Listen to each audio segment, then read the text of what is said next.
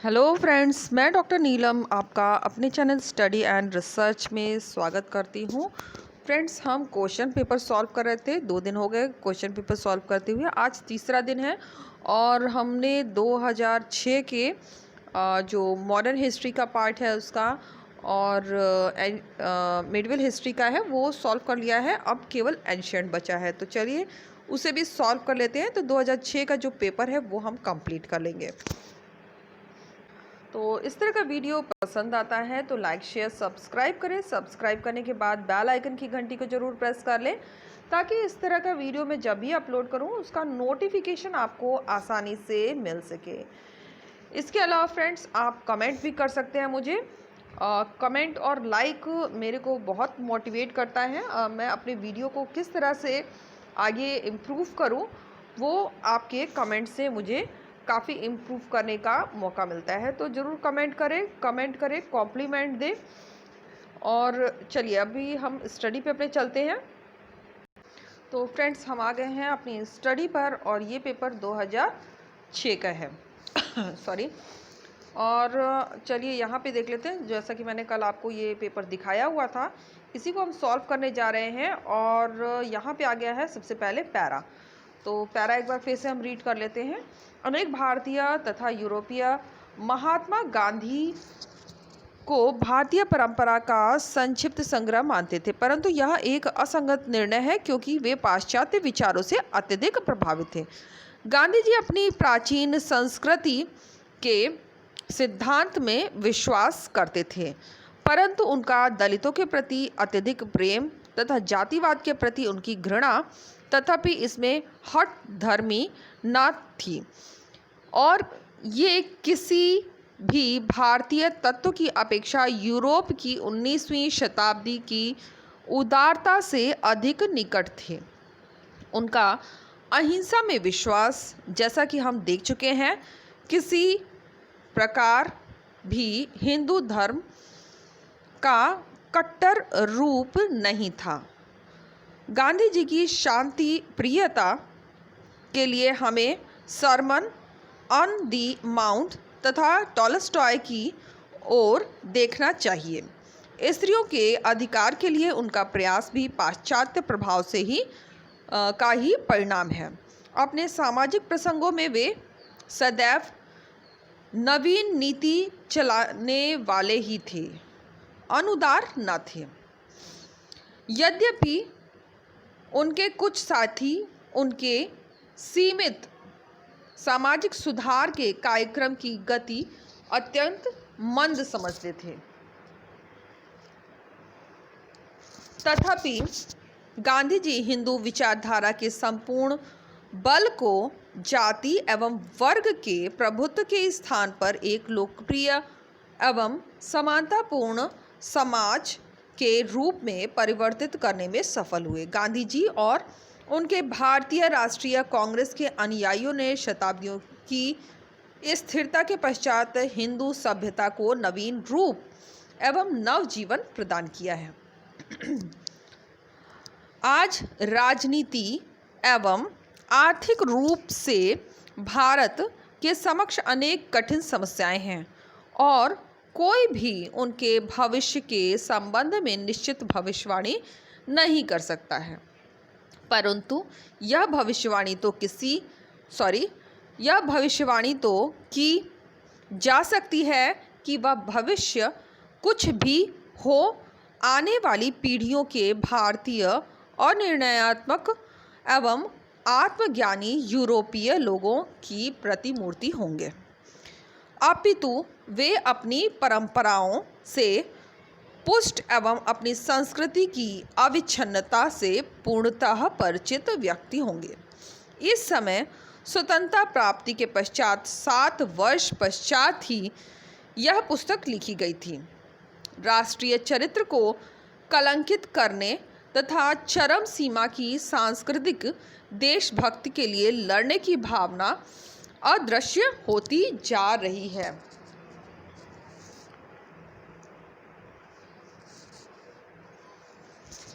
हमारा विश्वास है कि हिंदू सभ्यता विश्लेषण के अत्यंत चमत्कारिक कार्यक्रम का प्रदर्शन करने जा रही है। अतीत में उसने यूरोपियन, मेसोपोटामिया, ईरानी, यूनानी, रोम, सीथियन, तुर्की, फारसी और अरबी अनेक विभिन्न संस्कृतियों के तत्वों को प्राप्त किया, ग्रहण किया एवं उन्हें बचा लिया। प्रत्येक नवीन प्रभाव से वह कुछ न कुछ परिवर्तित हुए हैं। अब वह पाश्चात्य संस्कृति को आत्मसात करने जा रही है। हमारा विश्वास है कि हिंदू सभ्यता अपनी अविच्छिन्नता को बनाए रखेगी। भगवत गीता क्रियाशील व्यक्ति को तथा उपनिषद विचारवान व्यक्ति को प्रेरणा देना बंद ना करेंगे। भारतीय जीवन का आकर्षण तथा उसकी विनम्रता चलती ही रहेगी, भले ही उन पर पाश्चात्य श्रम बचाने वाले आविष्कारों का कितना ही प्रभाव क्यों ना पड़े। जन समुदाय अब भी रामायण महाभारत के वीरों की कहानियाँ पढ़ना पसंद करेंगे। शांत एवं मृदुल प्रसन्नता जो भारतीय जीवन में सदैव व्याप्त रही है तथा जिसे अत्याचार, रोग एवं निर्धनता आच्छादित न कर सके, निश्चय ही वह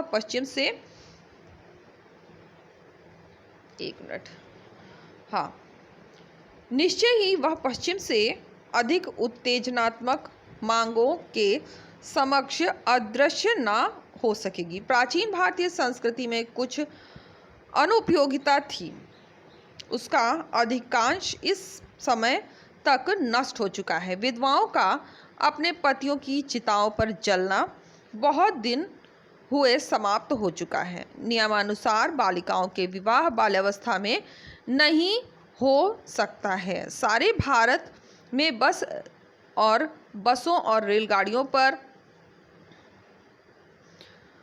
ब्राह्मण बिना धर्म भ्रष्ट होने के भय से निम्न जातियों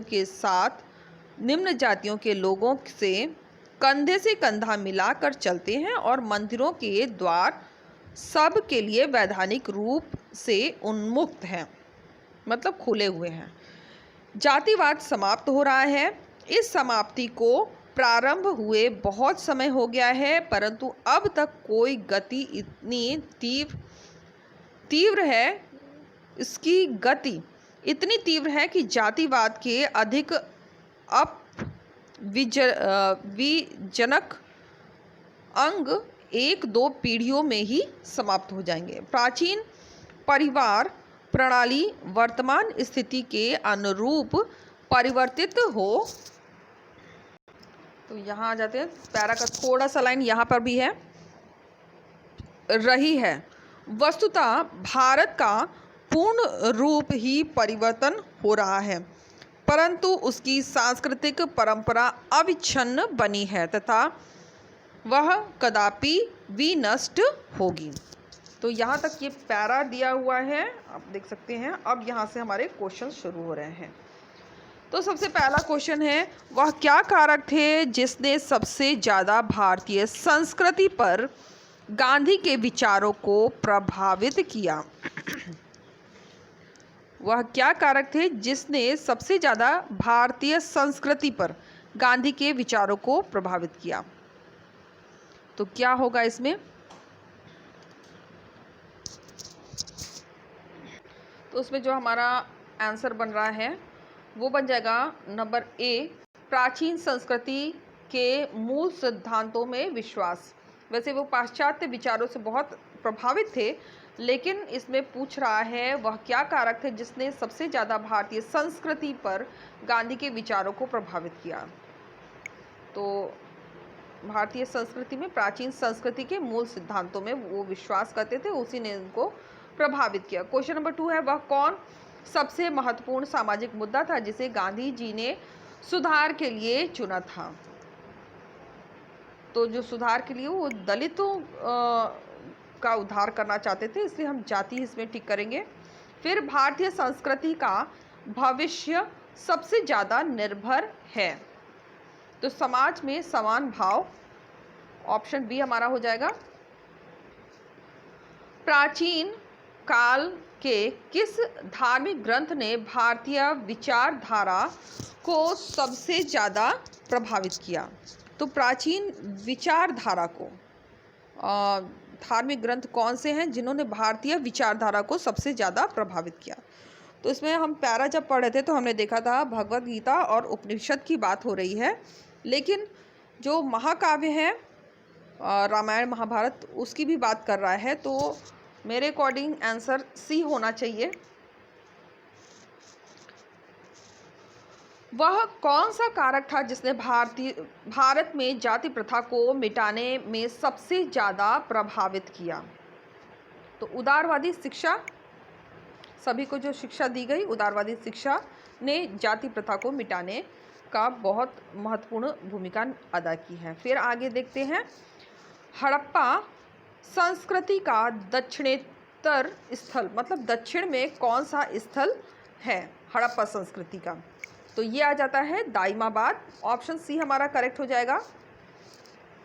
इसके बाद नेक्स्ट क्वेश्चन है क्वेश्चन नंबर 7, निम्नलिखित में कौन सा तमिल व्याकरण संबंधी ग्रंथ है? तो जो तमिल का ग्रंथ माना जाता है व्याकरण का वो हो जाएगा तोल्काप्पियम, ऑप्शन डी हमारा करेक्ट हो जाएगा।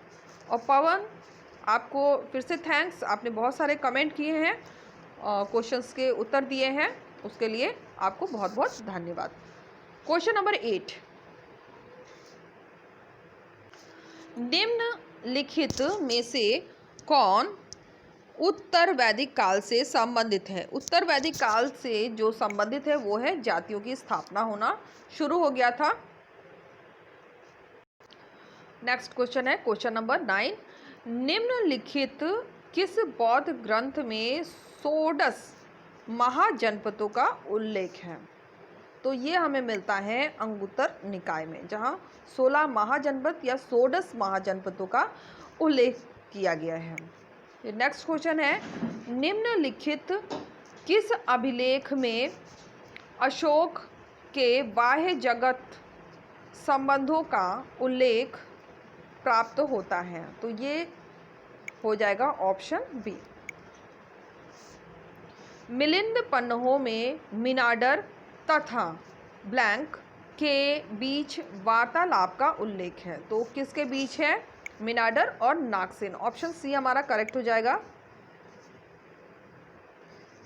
निम्नलिखित किस ग्रंथ में राज्य की उत्पत्ति संबंधी अनुबंध सिद्धांत विस्तार पूर्वक वर्णन प्राप्त होता है?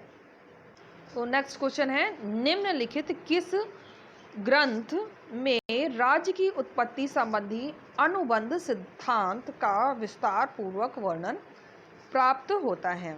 तो ये प्राप्त होता है महावंश, हो जाएगा ऑप्शन डी। और क्वेश्चन नंबर 13 क्वेश्चन नंबर 13 में सुमेलित करने का प्रश्न है। सबसे पहले हैं गुणाद्य, गुणाद्य को हम करेंगे बृहद कथा से, यहाँ पे थर्ड नंबर से ए को थर्ड से कर देंगे। फिर वाग्य भट्ट, वाग्य भट्ट को करेंगे हम अष्टांग हृदय, मतलब बी का 4 नंबर। भास्कराचार्य, भास्कराचार्य को हम कर देंगे नंबर 1 से लीलावती। और मेरुतुंग, मेरुतुंग करेंगे प्रबंध चिंतामणि। तो इस तरह से आप मैच कर लीजिए। नेक्स्ट क्वेश्चन देखते हैं, निम्नलिखित शैक्षणिक संस्थानों में कौन सा व्यवस्थित कालक्रम के अनुसार है? तो आ जाते हैं हम क्वेश्चन नंबर 14 पे। निम्नलिखित शैक्षणिक संस्थाओं में कौन सा व्यवस्थित कालक्रम के अनुसार है? तो जो कालक्रम इसका व्यवस्थित है वो हो जाएगा ऑप्शन डी, तक्षशिला, वल्लभी, कांचीपुरम और नालंदा। तो यहाँ पे क्वेश्चन नंबर 15 हम देख सकते हैं। 15 में फिर से सूची आ गई है और सूची 1 को हमें सूची 2 से सुमेलित करना है। तो चलिए इसे सुमेलित करते हैं। सबसे पहले है दशावतार मंदिर, तो यहाँ पे कर लेते हैं दशावतार मंदिर, देवगढ़ का दशावतार मंदिर। नंबर 4 से हो जाएगा ए का। गुप्तकालीन ईंट, गुप्तकालीन ईंट हो जाएगा भीतर गांव, भीतर गांव में है गुप्तकालीन ईंट मंदिर। फिर मेगुती मंदिर, मेगुती मंदिर को हम करेंगे ए होल। पार्वती मंदिर, तो फ्रेंड यहाँ पे मेरे को कंफ्यूजन है, मेगुती पार्वती मंदिर ए होल होना चाहिए। ये जो दो हैं सी और डी, ये मुझे कंफ्यूज कर रहे हैं, तो इसके बारे में मैं आंसर अभी नहीं दे सकती हूँ। पार्वती मंदिर शायद ए होल होगा और मेगुती मंदिर ये नचा कुठार से होना चाहिए, तो इसको हम छोड़ देते हैं। और अगर आपको कंफर्म इसका रेफरेंस आंसर मिला है तो मुझे कमेंट बॉक्स में कमेंट कर सकते हैं। आगे आ जाते हैं। शैलेंद्र द्वारा निर्मित सर्वप्रसिद्ध स्तूप ब्लैंक स्थान पर स्थित है, तो कौन से स्थान पर स्थित है? तो ये स्थित है बोरोबुदुर, ये हो जाएगा ऑप्शन बी।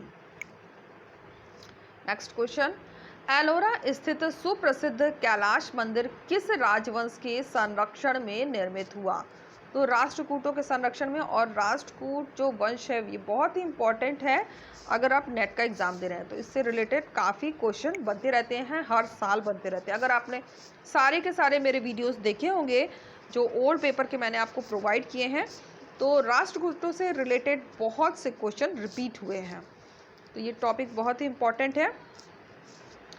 फिर नेक्स्ट क्वेश्चन लेते हैं, क्वेश्चन नंबर 18। नीचे दो वक्तव्य दिए गए हैं, एक को कथन ए कहा गया है, दूसरे को आर कहा गया है। तो कथन ए, प्रथम राजेंद्र ने काडरम का विजय अभियान किया था, तो काडरम का विजय अभियान किया था, बिल्कुल सही है। फिर रीजन दे रहा है, उसकी अभिलाषा थी दक्षिण पूर्व एशिया में भारतीय संस्कृति का प्रसार करना, ये गलत हो जा रहा है, तो हमारा जो आंसर बन जाएगा ऑप्शन ए। तो हम आ गए हैं क्वेश्चन नंबर 20 पे। कथन और कारण का क्वेश्चन दिया हुआ है। कथन कहता है बुद्ध ने प्राकृत भाषा के माध्यम से अपने उपदेश दिए, करेक्ट है। फिर कारण दे रहा है समाज के प्रत्येक वर्ग तक वे पहुंचना चाहते थे, ये भी करेक्ट है, तो हमारा आंसर बन जाएगा ए आर, दोनों सही हैं। और इसके बाद यहाँ से मेडविल के क्वेश्चन है और ये हम सॉल्व कर चुके हैं। अगर आपने नहीं देखे हैं तो आप डिस्क्रिप्शन बॉक्स में जाइए, वहाँ पर प्लेलिस्ट क्रिएट किया हुआ है प्राचीन इतिहास, मध्यकालीन इतिहास और आधुनिक इतिहास के नाम से, और उसमें NTA UGC नेट के जो ओल्ड पेपर हैं वो ही मैंने प्रोवाइड किए हैं। और ये पेपर आपको सीरीज़ में मिलेगा 1, 2, 3 करके। अभी हम 42 सीरीज़ पर आ गए हैं और इसमें कंप्लीट पेपर है 2004 से लेकर 2019 दिसंबर तक के जितने भी पेपर हुए हैं उन सभी को मैंने सॉल्व करा दिया है। और एक पेपर और रह जाता है हमारा दिसंबर 2006 का, तो उसको हम नेक्स्ट वीक में सॉल्व कर लेंगे और इस तरह से हमारा कंप्लीट जो पेपर है वो सीरीज़ कंप्लीट हो जाएगी। और ये बिल्कुल फ्री है, मैं कोई भी इसमें चार्ज वगैरह ऐड नहीं करती हूँ या प्राइवेट वीडियोस नहीं रखती हूँ। तो आप, और बहुत ही शॉर्ट में मेरे वीडियोस रहते हैं, तो आप इजीली इसको रिवीजन भी कर सकते हैं। जो भी पेपर आपको रिवीजन करना है आप प्लेलिस्ट में जाकर उस पर मैंने ईयर और जो मंथ है वो दिया हुआ है, उसके अकॉर्डिंग आप देखकर उसे रिवीजन भी कर सकते हैं। इसके अलावा डिस्क्रिप्टिव स्टडी भी है। जो लोग न्यू व्यूवर्स हैं उनको मैं बता दूं कि डिस्क्रिप्टिव स्टडी भी अवेलेबल है हिस्ट्री की, वो भी बहुत शॉर्ट में मैं कराती हूँ। तो अगर आप बुक से नहीं पढ़ना चाहते हैं, वीडियो के माध्यम से अपनी स्टडी को आगे बढ़ाना चाहते हैं, तो आप डिस्क्रिप्शन बॉक्स में जाकर ज़रूर चेक करें। तो फ्रेंड्स आप देख सकते हैं हम आ गए हैं प्लेलिस्ट में। जो न्यू व्यूवर हैं वो प्लेलिस्ट ज़रूर चेक करें। और मैं ऊपर से एक ओवरव्यू आपको दिखा देती हूँ, ये आपको मिल जाएगा first paper NTA UGC net का। अगर फर्स्ट पेपर आप स्टडी करना चाहते हैं तो उसके वीडियो अवेलेबल हैं। फिर अगर हिस्ट्री आपने सब्जेक्ट ले रखा है नेट के लिए, तो उसको मैंने डिवाइड करके अपलोड किया है प्राचीन इतिहास, मध्यकालीन इतिहास और आधुनिक इतिहास पे। और ये सीरीज़ हमारी जल्द ही फिनिश होने वाली है। उसके बाद हम हर एक जो पेपर हमने सॉल्व किया है उसका एनालिटिकल स्टडी करेंगे कि उसका रेफरेंस देखेंगे वो कहाँ से आया है, किस बुक से, और उसमें और क्या क्वेश्चंस बन सकते हैं।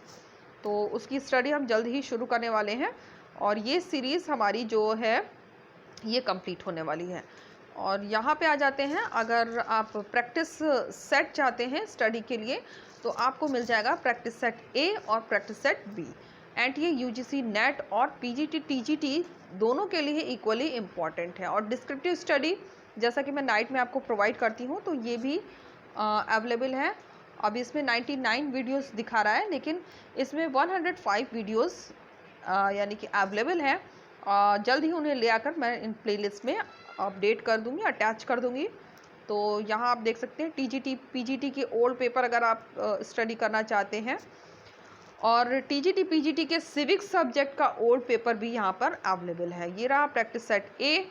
फिर टीचिंग एप्टीट्यूड से रिलेटेड एनसीईआरटी की बुक से मैंने स्टडी कराना शुरू किया था, लेकिन अभी फ़िलहाल मैंने उसे ब्रेक कर दिया है। इतना समय नहीं रहे जिसके कारण मैंने उसे ब्रेक कर दिया है, बाद में कभी देखेंगे। फिर आप यहाँ पर बहुत से वीडियो देख सकते हैं। तो उम्मीद है आपको वीडियो पसंद आया होगा। वीडियो पसंद आता है तो लाइक शेयर सब्सक्राइब करें। सब्सक्राइब करने के बाद बेल आइकन की घंटी को जरूर प्रेस कर लें ताकि इस तरह का वीडियो जब भी अपलोड करूँ उसका नोटिफिकेशन आपको आसानी से मिल सके। Okay friends, take care and bye bye.